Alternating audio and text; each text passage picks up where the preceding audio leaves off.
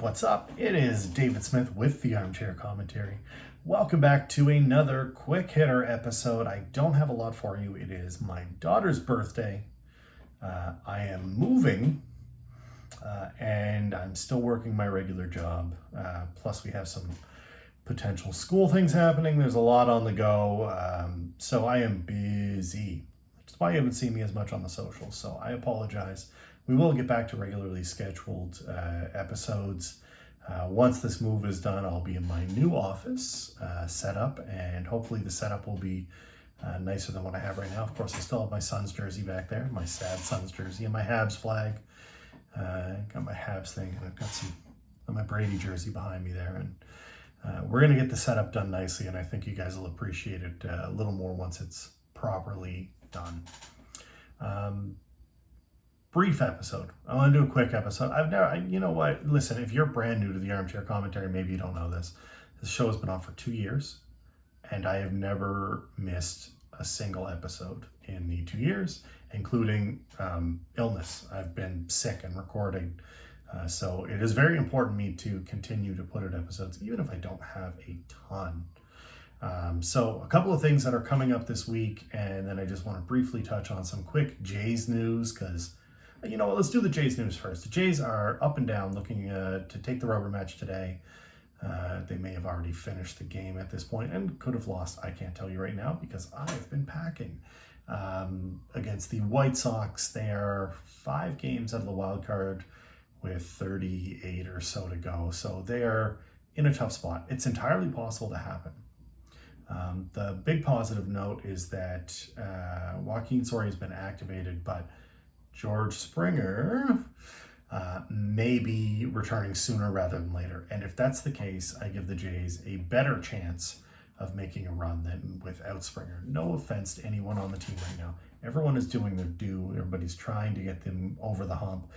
A couple of bad games here and there happen, but it's tough. They're in a tough division. They've got a tough schedule. I hope for the best. I really and truly hope for the best for the Toronto Blue Jays. Semion's still doing amazing things. We're still seeing Robbie Ray and his tight pants be electric. He is goddamn electric. 14 strikeout game for Mr. Ray last game that they won. I'm going to do it again. Look. What? 14? He's unreal. We'll probably lose him in the offseason, unfortunately, because he's way too good and is going to command way more money than the Jays are going to be able to afford to pay him. And that happens. It happens, unfortunately. Robbie Ray bet on himself this year, took a 1-year flyer deal and said, I'll go out and show you. And he is, and he will get paid very well in the offseason, and hopefully he's back with the Jays, but I don't anticipate it happening, so we'll see what happens. It's NHL signing season, but that's not the biggest news in the NHL, because the NHL doesn't know how to keep its league in positive news. For instance, teams are signing free agents and restricted free agents right now, and that should be the news. The news should be about building around your team. Whoever your favorite team is. I don't care if they're the Ducks or the Wild or the Lightning, the Bruins, the Habs, the Leafs. I don't care. I don't care who your favorite team is. You should be rooting for your favorite team. The offseason's eternal hope. It's the greatest time of the year because everyone feels like they have a chance except for Buffalo. No offense, Buffalo. You don't have a chance. Good luck. I wish you the best in your future endeavors. I'll give you the full Vince McMahon here. But it's time for eternal hope and optimism. And instead, what are we worrying about? Glendale and the Arizona Coyotes. We got another Atlanta Thrashers coming here. Are they going to move? Where are they going to go? They're not going to Quebec. I can tell you that right now. Everyone that's in any hockey talking community, any sort of Reddit or Discord or group chat or around the office or anywhere that says Quebec City is, they're on that good, because it's not going to happen.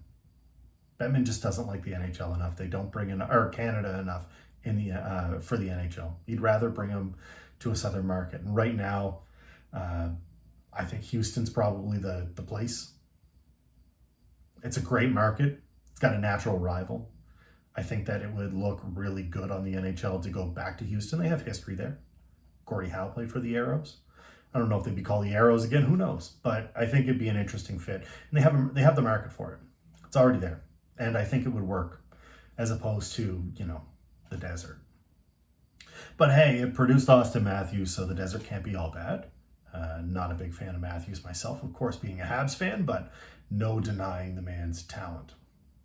That's really it. The NFL is creeping up on us rather fast. My Patriots made a trade. They offed Sony Michel. Thank you for your services, Mr. Michel. I actually like Sony Michel, but he got supplanted by Damian Harris, and Belichick has never been a sentimental guy. He's never been like, well, it's your job when you come back. Ask Drew Bledsoe. Just didn't happen. Brady came in, played well enough, and they were like, he's the guy now. So here we are. Sony Michel, after his brief tenure with the New England Patriots, has been shipped off to the Rams for a couple of picks. And they acquired a corner from the Ravens, a young corner. So it's interesting to see what's going on. All these moves are a little, it's a little different this time of year.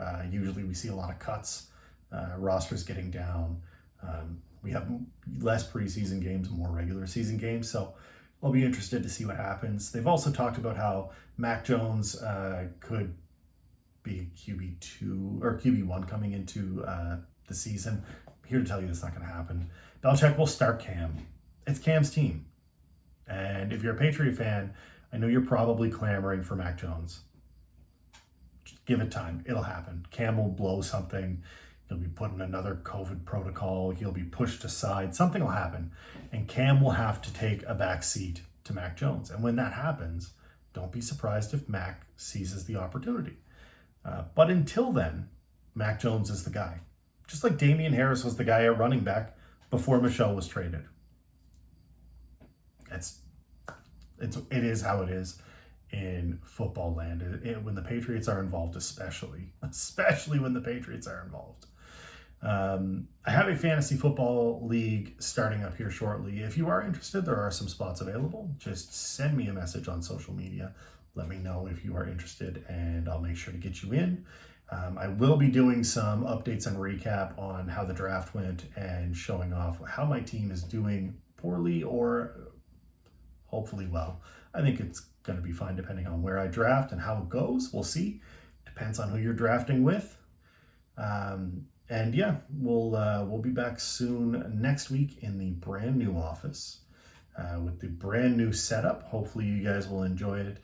Don't forget to hit that sub button. Please make sure to like and share this video if you do like this video. Let your friends know about it. And I appreciate you all for sticking with me through all of this. Happy birthday to my little girl. And yeah, we'll see you guys next week. Stay safe out there.